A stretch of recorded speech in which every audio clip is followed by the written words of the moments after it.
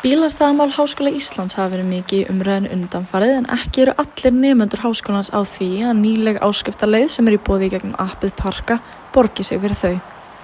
Við erum hér á Malarstæðinu sem eitt stærsta stæði Háskóla Íslands en síðastliðið haust innleiddi háskólinn áskriftaleið fyrir nemendur þar sem það kostar 1.500 krónur mánaðarlega að fá að leggja hérna.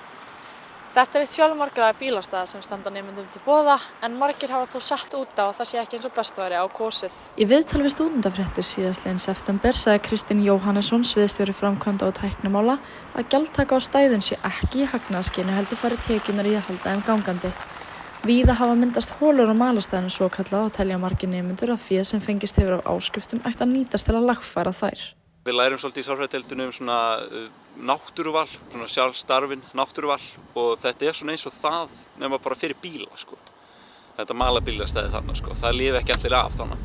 Hefurðu tekið eftir einhverja aukningu á holum á Malarstæðinu síðustu vikur? Já, ég hef gert það reyndar, þú segir það. Já, bara náttúrulega með frostinum eitthvað eitthvað þannig.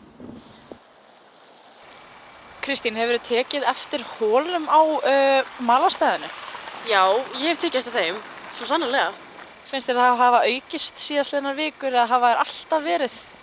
Já, ég hef kannski ekki tekið eftir aukningu en ég hef bara alltaf fundið fyrir þessum hólum þegar ég keyri hérna á Malarstæðinu sko. Ég nú ekki vel að mér í bílamálum en ég held að fara ekki vel með bílinn. Kristín kemur inn á í viðtalinu að 4.000 manns séu skráð í áskrift á missерinu en 2.000 stæði séu í boði við háskólann allt í allt. Hann telur þó þau dugi til enda sé nánast aldrei full nýting en nemendur hafi þó margir haft orð á því að eiga erfitt með að fá stæði og þurfa jafnvel að leggja ólöglega.